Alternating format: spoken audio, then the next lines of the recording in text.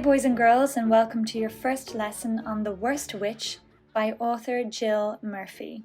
Now, this is the novel we're going to be reading over the next couple of weeks, and we'll be studying the vocabulary of the book and learning about the different characters. Jill Murphy is a British writer and an illustrator. That means not only does she write the books, but she also draws pictures as well.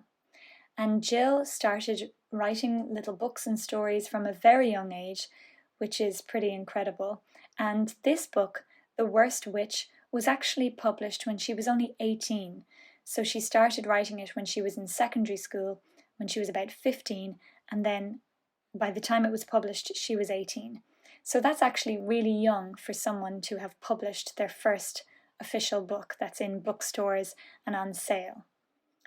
So for this reason, she's quite inspiring because it shows that anyone who has an interest in creativity, in writing, you can start as young as 6 years old. And some of you, I know, love to put together little booklets already. And perhaps you'll be a Jill Murphy of the future. Who knows? Okay, so if you have the purple book, we're going to be starting on page 1 for chapter 1. And if you have the silver book with the blue cover, then you're going to be opening your books on page 7.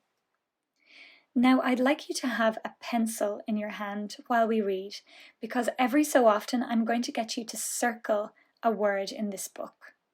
And the reason for that is because some of these words are really good words for us to use and remember if we're ever writing sentences of our own. So have a pencil, not a pen, so you can write in these books, you can circle words, you might see marks from previous children already, but it's okay once it's in pencil, just don't write in pen on the book. Okay, let's start with chapter 1 in The Worst Witch. You can follow along with your fingers underneath the words if you wish, so that you don't lose your spot. And if at any stage you need to pause this video, then that's no problem. Here we go. Miss Cackle's Academy for Witches stood at the top of a high mountain surrounded by a pine forest. It looked more like a prison than a school, with its gloomy grey walls and turrets. Now you'll see I've put up a picture of a turret, so you'll know what that is. You'll see them on castles. So there were turrets on this school, so it was quite an old building. Sometimes you could see the pupils on their broomsticks, flitting like bats above the playground wall. But usually the place was half hidden in mist, so that if you had glanced up the mountain, you would probably not have noticed the building was there at all. Now I'd like you to take your pencil and circle the word glanced. G-L-A-N-C-E-D. Do you see it there? It's in the sentence, if you had glanced up at the mountain. So to glance at something is to look at it fleetingly, to look at it quickly, not to look at it for too long. But it's a really good word to use, instead of the word looked, glanced. Okay, continuing on. Everything about the school was dark and shadowy. There were long, narrow corridors and winding staircases. And of course, there were the girls themselves, dressed in black gym slips, black stockings, black hobnailed boots, and there's a picture of hobnailed boots if you're not sure what they are, grey shirts, and black and grey ties. Even their summer dresses were black and grey checked. Now, checked is a pattern that's boxy. The only touches of colour were the sashes around their gym slips, a different colour for each house, and the school badge, which was a black cat sitting on a yellow moon. For special occasions, such as prize giving or Halloween, there was another uniform, consisting of a long robe worn with a tall pointed hat. But as these were black too, it didn't really make much of a change. So, the word there consisting, that means what the uniform was made up of. There were so many rules that you couldn't do anything without being told off, and there seemed to be tests and exams every week. So the expression told off means to be given out to, if you're told off. Mildred Hubble was in her first year at the school. She was one of those people who always seemed to be in trouble. She didn't exactly mean to break the rules and annoy the teachers, but things just seemed to happen whenever she was around. You could rely on Mildred to have her hat on back to front or her bootlaces trailing along the floor. She couldn't walk from one end of a corridor to the other without someone yelling at her, and nearly every night she was writing lines or being kept in. Not that there was anywhere to go if you were allowed out. Now, you might be wondering what they're talking about, writing lines. So in the past, or in the olden days, when a child was misbehaving in school, they were often maybe kept in detention and told to write lines. So that means they just had to write maybe a sentence over and over and over again. It would be really, really boring. So that's what happened to some children when they would get into trouble. Anyway, she had lots of friends, even if they did keep their distance in the potion laboratory. And her best friend Maud stayed loyally by her through everything, however hair-raising. So first of all, do you know what a laboratory is? Yeah, you may have heard the word lab before, a science lab. So it is a room where you would be practicing science and science experiments. So this was a potion laboratory, so where they would make potions. And you'll see that her best friend Maud stayed loyally by her. That means if you have a best friend who's loyal, it means they'll stick with you no matter what. They'll always have your back. They'll always be your friend and stand up for you. And it says, so Maud stayed loyally by her through everything, however hair-raising. So if something is hair-raising, it's like pretty dramatic. So even if something scary or dramatic happened, Maud would always be by her friend's side. They made a funny pair, for Mildred was tall and thin with long plaits, which she often chewed absent-mindedly. So maybe circle those words, absent-mindedly. Another thing she was told off about.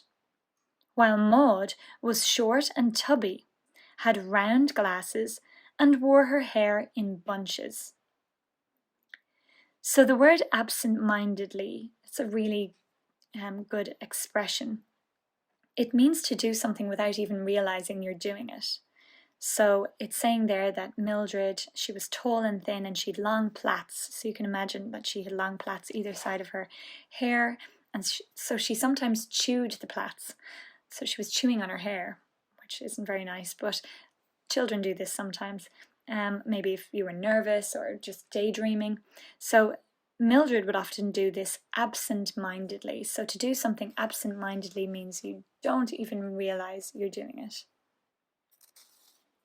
On her first day at the academy, each pupil was given a broomstick and taught to ride it, which takes quite a long time and isn't nearly as easy as it looks.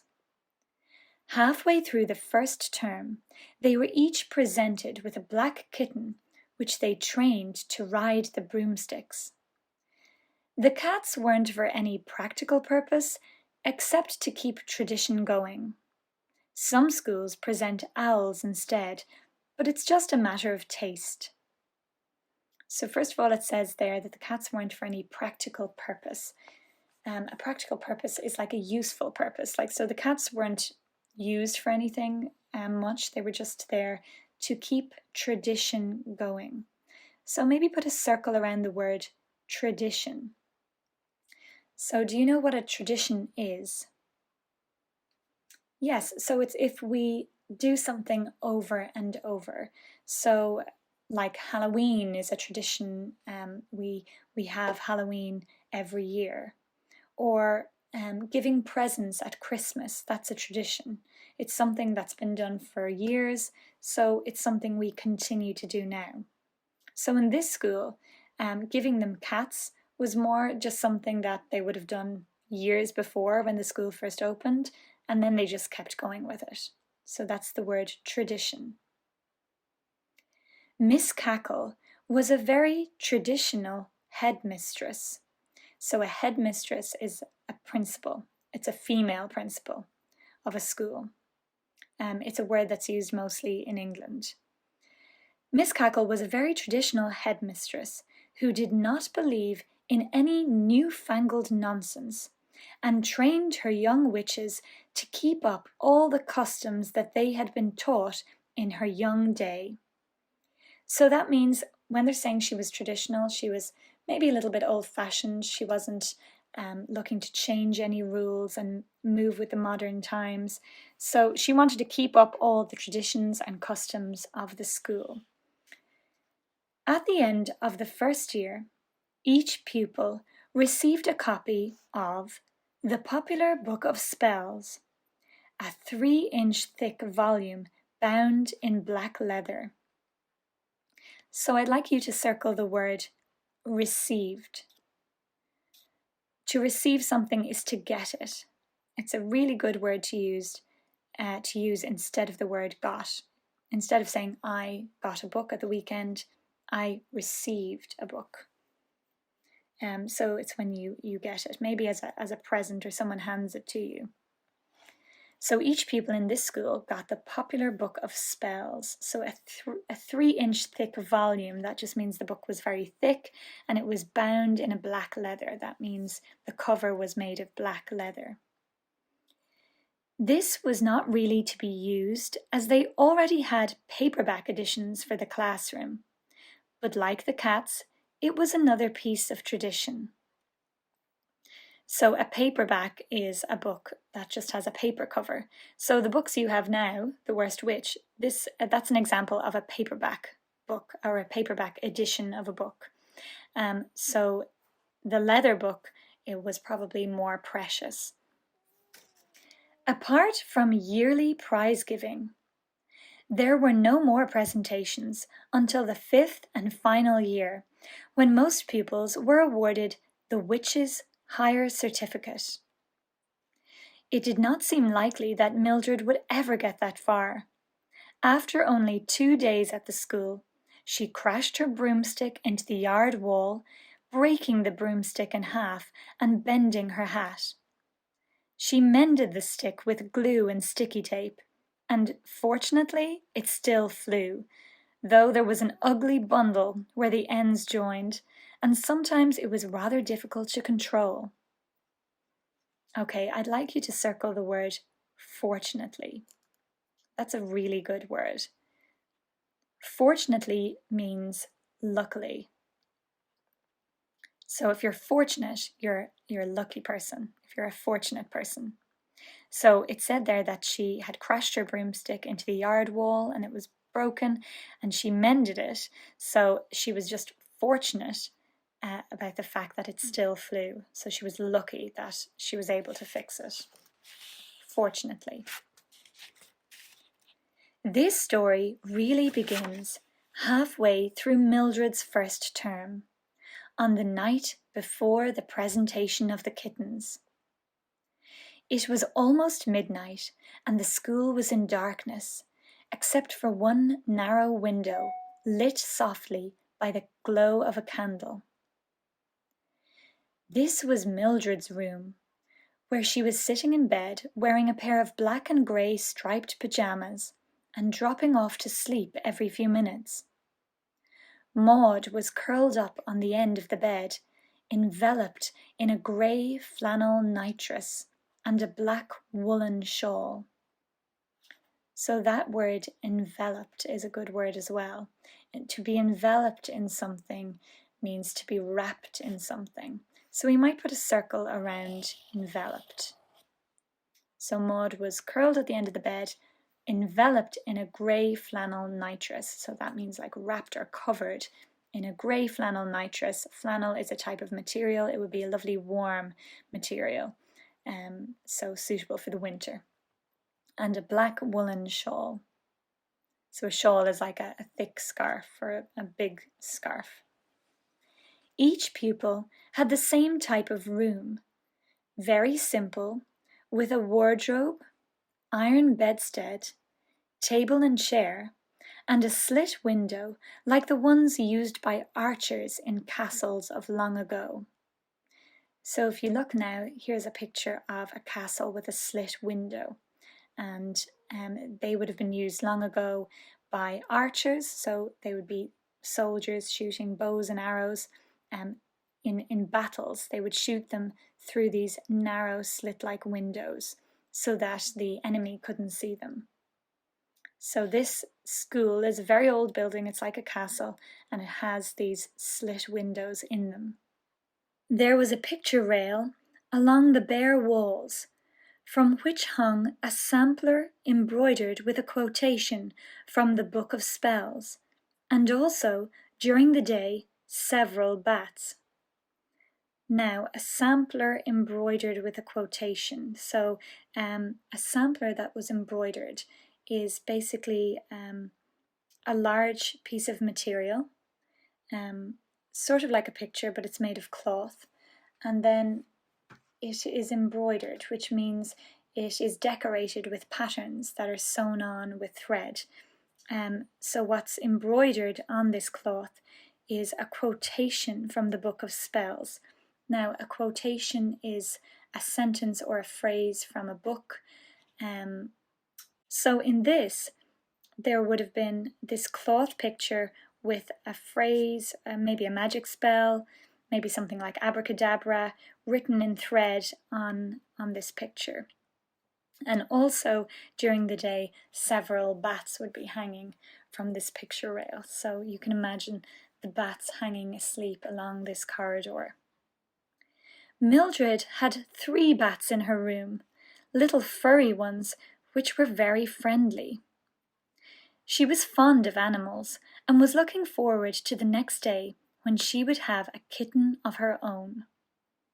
Everyone was very excited about the presentation, and they had all spent the evening ironing their best robes and pushing the dents out of their best hats. So the dent in the hat are like the creases in a hat. Maud was too excited to sleep, so had sneaked into Mildred's room to talk about it with her friend. "What are you going to call yours, Maud?" asked Mildred sleepily. "Midnight," said Maud. "I think it sounds dramatic." "I'm worried about the whole thing," Mildred confessed, chewing the end of her plait.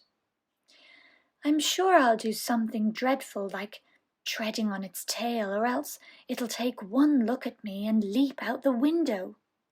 Something's bound to go wrong." So you'll see there the word treading. To tread is to stand. So Mildred is worried that she's going to stand on the kitten's tail. "Don't be silly," said Maud. "You know you have a way with animals. And as for treading on its tail, it won't even be on the floor. Miss Cackle hands it to you, and that's all there is to it.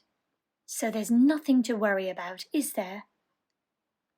Before Mildred had time to reply, the door crashed open to reveal their form mistress, Miss Hardbroom, standing in the doorway, wrapped in a black dressing gown with a lantern in her hand.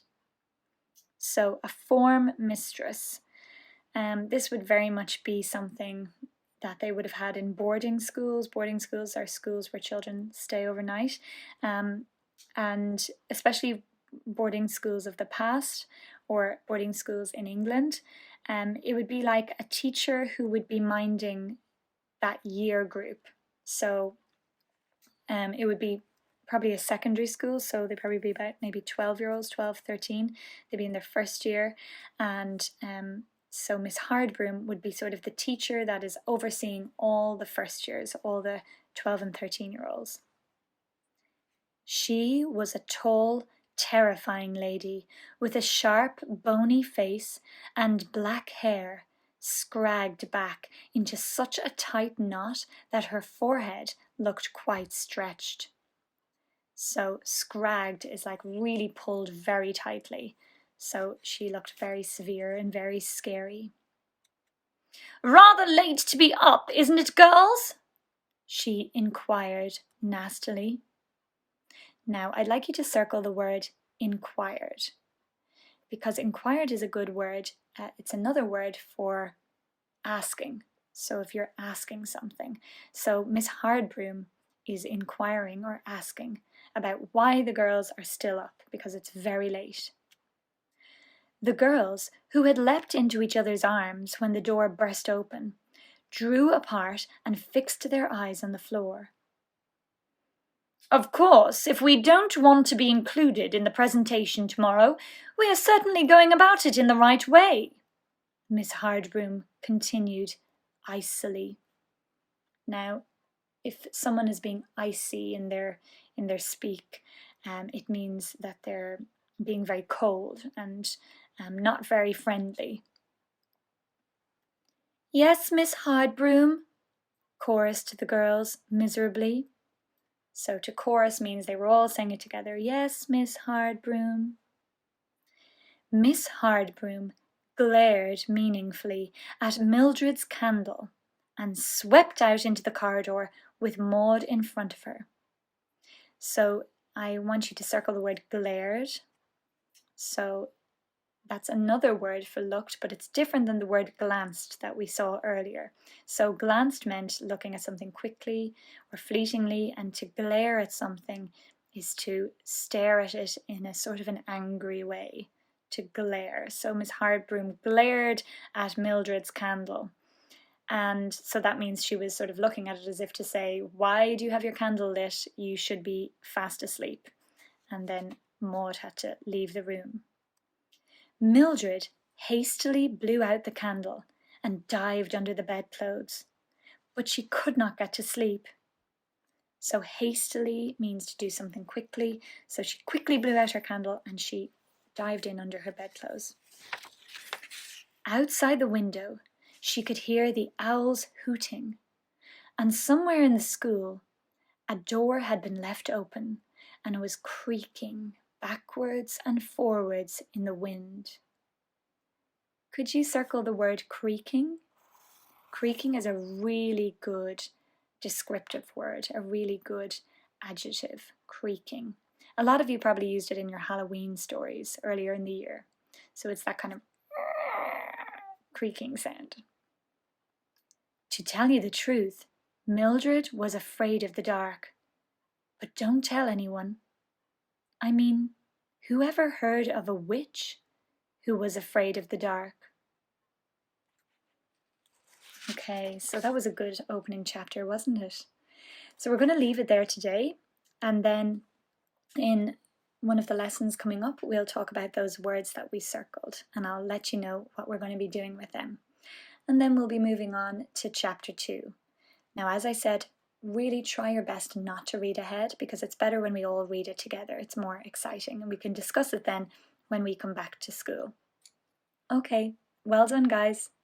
See you soon.